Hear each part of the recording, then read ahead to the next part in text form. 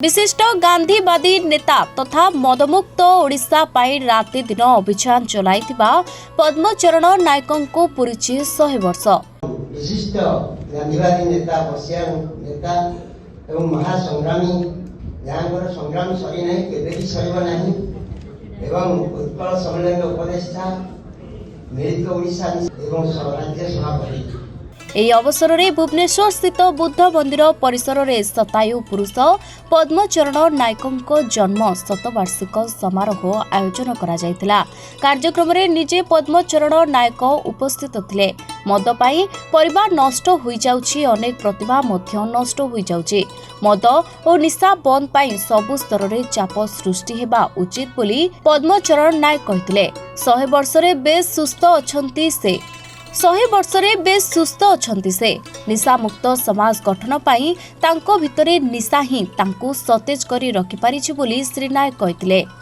100 ବର୍ଷ ଏତେ ମୂଲ୍ୟ ନାହିଁ। ଏ ଜୀବନ ବର୍ଷ ମାସ ଦିନ କର୍ମ ତେଣୁ ଏଇ ଭିତରେ ଯେତେ କାମ କରିବା କଥା କରିପାରୁନି, କିନ୍ତୁ ମନ ଭିତରେ ଗୋଟେ ସନ୍ତୋଷ। ଗାନ୍ଧୀ ଯୋଉ କଥା 1 ନମ୍ବର କାମ କରୁଥିଲେ ତାକୁ ନେଇକରି ଏ ବୟସରେ ଯେତେବେଳେ ବିଶ୍ରାମ ନେବା କଥା କରୁଛୁ। ଆଉ ଯେଉଁମାନେ ଅନ୍ୟମାନେ କାମ କରୁଛନ୍ତି ଲୋକଙ୍କର ସେମାନେ ଭୋଟ ପାଇଁ କାମ କରୁଛନ୍ତି। ମୁଁ ତ ଆଉ ଭୋଟ ଇଚ୍ଛା ରଖୁନି।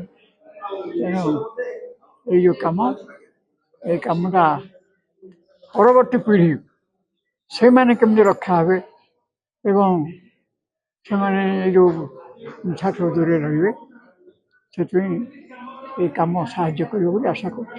ভাবুছি পরবর্তী পিঢ়ির লোক গ্রহণ করবে। ଆଉ ସେମାନେ ତ ଲକ୍ଷ୍ୟ କରୁଛନ୍ତି ଯେ ଏତେ ବୟସରେ ଗୋଟେ ଲୋକ ଲାଗିଛି କାହିଁକି ଆମର ପାଇଁ ଲାଗିଛି ସେଟା ବୁଝିଲେ ହବ। ବହୁତ ସମୟରେ କିଛି କଥା ଆସୁଛି 1956 ମସିହାରୁ ନିଶା ନିବାରଣ ଆଇନ ହେଲାଣି। ଆପଣ ତ 61 ମସିହାରୁ ଥିଲେ, ସେଇ ସମୟରେ ସେ ସମୟରେ ଏଟା ନଥିଲା। ନିଶା ନିବାରଣ ଆଇନଟା ହେଇଥିଲା, ଆଇନଟା ତ ହେଇଥିଲା, କିନ୍ତୁ এটা ବଢ଼ିଲା ଏଇ ଲିବରାଲାଇଜେସନ ସମୟରେ। ଏଲପିଜି ଯୋଉ ହେଲା ଲିବରାଲାଇଜେସନ ଲୋକଙ୍କ ପାଖରେ ବହୁତ ପଇସା ଆସିଲା। ଆଉ ପଇସା ଖର୍ଚ୍ଚ କଲେ ମୌଜରେ କେମିତି ଖର୍ଚ୍ଚ କରାଯିବ, ମଦ ଖାଇଲେ ତେଣୁ ଦେଖା ଦେଖି କରି ସବୁ ସାଧାରଣ ଲୋକ ମଧ୍ୟ ମଦ ଖାଇଲେ କଷ୍ଟ, ସେଟା ହେଉଛି କଷ୍ଟ। ତେଣୁ ତା ଭିତରୁ ଯିବା ପାଇଁ ଚାହୁଁନାହାନ୍ତି।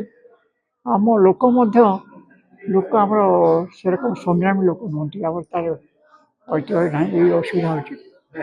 ଟାଣୁଆ ଲୋକ ହେବେ ଏବଂ ଲୋକଙ୍କ ତରଫରୁ ହେବା କଥା ଯେ କାହିଁକି କହିଥିଲ ଭଲ ଭୋଟ ପାଇଁ ଆସିଛ, ଯେଉଁ ଭୋଟରେ ତମେ କହିଥିଲ ନିଶାମୁକ୍ତ କରିବାକୁ କରିନା, ତମର ଅଧିକାର ନାହିଁ।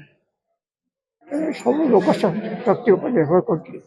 ଆଉ ଗୋଟେ କୋଉ ନେତା କାହା ହାତରେ ଦାୟିତ୍ୱ ଦେଇକି ଯିବା ପୂର୍ବରୁ 100 ପୁରିଥିବାରୁ ଶ୍ରୀ ନାୟକଙ୍କୁ ସମସ୍ତେ ଅଭିନନ୍ଦନ ଜଣାଇଥିଲେ। ଏଥିସହ ବିଭିନ୍ନ ସାମାଜିକ ଅନୁଷ୍ଠାନ ପକ୍ଷରୁ ତାଙ୍କୁ ସମ୍ବର୍ଦ୍ଧିତ ମଧ୍ୟ କରାଯାଇଥିଲା। ଏହି କାର୍ଯ୍ୟକ୍ରମରେ ମୁଖ୍ୟ ଅତିଥି ଭାବେ ବିଶିଷ୍ଟ ଅର୍ଥନୀତିଜ୍ଞ ଡକ୍ଟର ପ୍ରଭାତ ପଟ୍ଟନାୟକ ଯୋଗ ଦେଇଥିବା ବେଳେ ଅନ୍ୟ ଅତିଥି ଭାବେ ଆମ ଓଡ଼ିଶା ଅଧ୍ୟକ୍ଷ ସୌମ୍ୟ ରଞ୍ଜନ ପଟ୍ଟନାୟକ, ପୂର୍ବତନ ଅର୍ଥମନ୍ତ୍ରୀ ପଞ୍ଚାନନ କାନୁନଗୋ ଯୋଗ ଦେଇଥିଲେ।